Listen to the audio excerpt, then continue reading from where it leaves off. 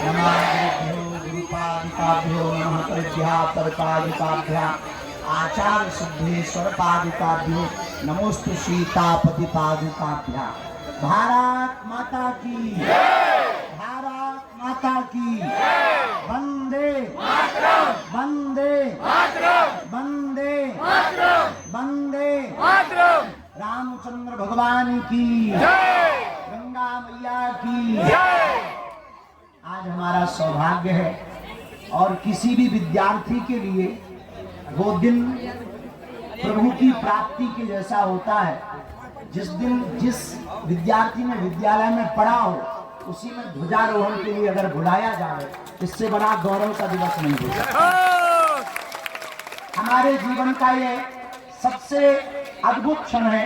हमने अपनी जिंदगी में बहुत से क्षणों को देखा है, समझा है, और हमारे भैया हैं, भाई बहन सब जन हमें तो ही पढ़त रहे, यही क्लास में आगे बोलो कोल्टनिया खात रहे, पीछे मुद्दा को पेड़ो लगो तो उनके नीचे बैठ के उपद्रव करत रहे। और आज हमारा हृदय इतना गदगद है, वही क्लास है, वही विद्या का मंदिर। हमें एक बात अभी हमसे पत्रकार पूछ रहे थे कि आप क्या कहना चाहेंगे। हम यही कहना चाहेंगे कि विद्यार्थी पढ़ कहाँ रहा, कितनी छोटी जगह, ये महत्वपूर्ण नहीं है। महत्वपूर्ण ये है कि वो सोच कितनी बड़ी रखता है। और हमारे इस विद्यालय गंज के इस विद्या मंदिर में हमने 9वीं से 12वीं तक पढ़ाई की। हमारे खान सर जिन्होंने हमें, हमारे 2-3 सेठ मैडम भी हमको मिल गई, उन्होंने भी पढ़ाया। आप खान सर हैं, आपने हमारी बहुत मदद की, बहुत लाड़ प्यार देते थे, आशीर्वाद देते थे। आज हम आपको मिलकर वो विद्यालय की सभी कक्षाओं को देखकर जहां हम आते थे, हम भी तुम्हारी तरह लाइन में लग के बूंदी जल्दी लेना, आगे आकर के टपक के बूंदी खाना, फिर तन से शिशु मंदिर में घुस गए उते बूंदी खाओ। ये सभी यादें हमारी आज भी ज्यों की त्यों हैं। और आज हम बहुत प्रसन्न हैं, जितने भी विद्यार्थी हमारे गंज के भी लोग परिवारजन खड़े, पाठक जी हैं, पूरा परिवार है, सेठ जी हैं, पाड़े जी हैं, बीआरसी साहब भी हैं। और मंच पर एक और अद्भुत बात है, अभी कुछ देर पूर्व में एसडीएम महोदय भी यहाँ से वो छतरपुर के लिए उन्हें जाना था, वो गए हैं। पर तहसीलदार महोदय, दो तहसीलदार, धीरज गौतम जी और हमारे यहाँ के भी तहसीलदार, दोनों तहसीलदार मंच पर हैं। हम सबको और सभी पढ़ने वाली बहनों और भैयों को, आप सबको खूब खूब प्रणाम कर रहे हैं। बड़ा अच्छा लग रहा, बोलना बहुत कुछ है, पर कई बार जब बहुत उत्साहित होते हो तो फिर शब्द कम बोलते हैं, आंखें ज्यादा बोलती हैं। और जितने भी विद्यार्थी पढ़ रहे हैं देश विदेश में वीडियो को देखेंगे, हम आपको 2 बातें कहना चाहेंगे। आप लोग तैयार हो? जल्दी तो नहीं है? रेडी हो? यस।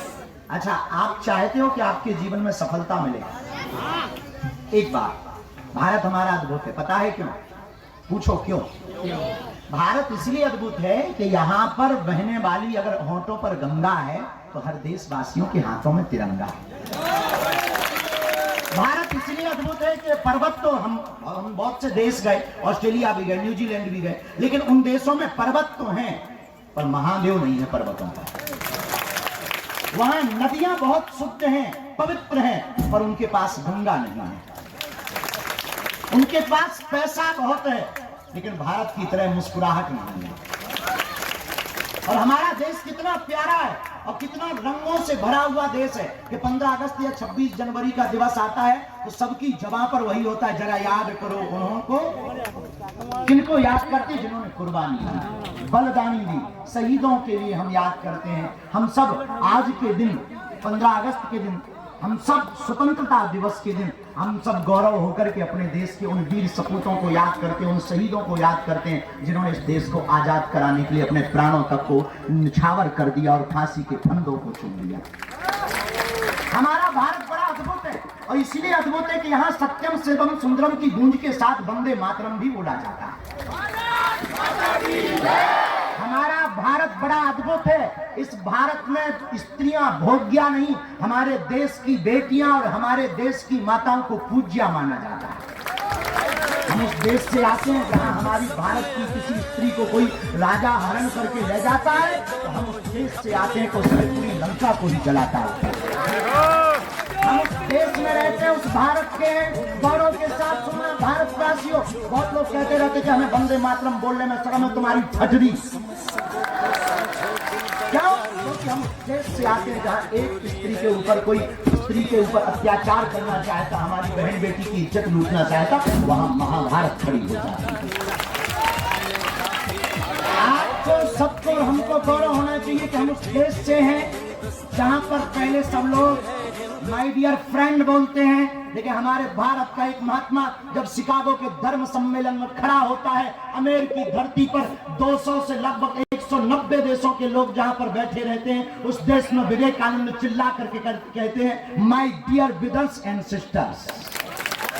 जहां भाई और बहन के साथ संबोधन प्रारंभ करते हैं, पूरी दुनिया चौंक गई थी जब विवेकानंद के उद्बोधन प्रारंभ होते हैं। विवेकानंद कहते हैं मेरे भाई और मेरे बहनों, क्योंकि पूरी दुनिया ने सभी देशों को व्यापार की दृष्टि से देखा, हम उस भारत से हैं जहां परिवार की दृष्टि से देखते हैं।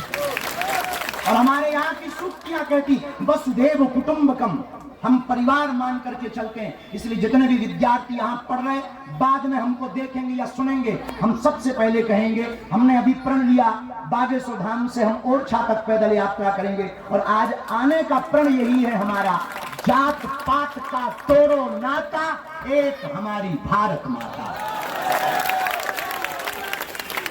इसलिए जितने भी हमारे सहपाठीगण, हमको आपकी तरह यादें ताजा हैं। और आपको पता है हम लोग कितना प्यार करते भारत से? पूछो कितना? अरे पूछो तो कितना? बूंदी मिलेगी बाद में। चलो पूछो, अरे जोर से पूछो। एक दास्तान सुनाते हैं 2 मिनट की, जल्दी। भारत में पंजाब रेजिमेंट में एक हरभजन सिंह नाम के बहुत प्यारे सिपाही थे जो देश के लिए जीते थे। आपको पता है उनके साथ क्या हुआ?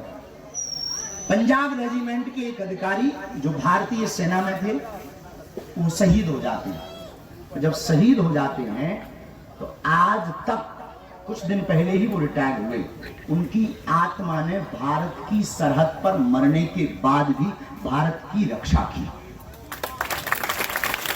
उनका नाम है हरभजन सिंह।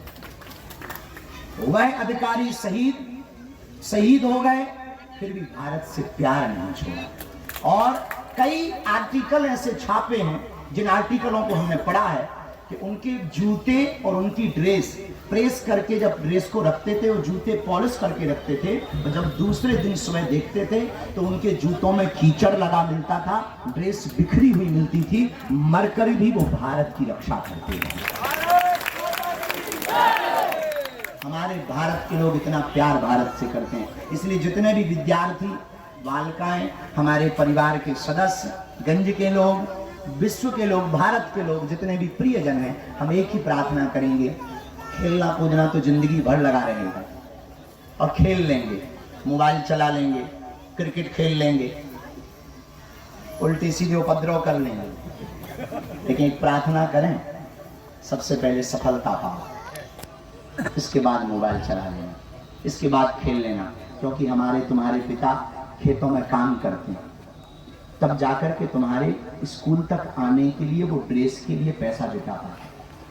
हमने वो दिन देखे हैं जब 15 अगस्त के दिन या 26 जनवरी के दिन हमें आना होता था, तो हमको जो है एक दिन पहले से ही तैयारी करनी होती थी कि कपड़े कल साफ कैसे रहें, क्योंकि एक जोड़ी कपड़ा रहते, तो बड़ी विचित्र स्थिति में वो कपड़े छिपाकर, फटे कपड़े हैं तो सिल करके, जल्दी से प्रेस नहीं हुआ करता था। आप सुन करके चौंकेंगे, हमने लोटा में मरिया आगी भरी और प्रेस कर ली, देसी प्रेस।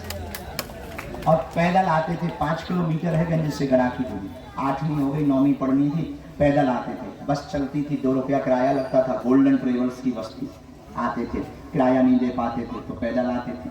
किसी ने साइकिल पे लिफ्ट दे दी तो बैठ लिया, पर पता है तुम्हें, हम भले ही गड़ा से यहाँ तक आ गए, यहाँ से भारत तक पहुँच गए, पूरी दुनिया बागेश्वर बागेश्वर चिल्ला रही है, पर सच ये है आज भी हम उन गलियों को नहीं भूले, इस विद्यालय को नहीं भूले, इस विद्या के मंदिर को नहीं भूले, इन शिक्षकों के लाड़ प्यार को नहीं भूले, इनकी डांट को नहीं भूले। जब खान सर या अन्य शिक्षक हमारे डांटते थे, हम कभी बुरा नहीं मानते थे, क्योंकि हमें पता था कि हमारे लिए कह रहे हैं। इसलिए जितने पढ़ रहे हैं, तुम भी हमारी तरह बन सकते हो।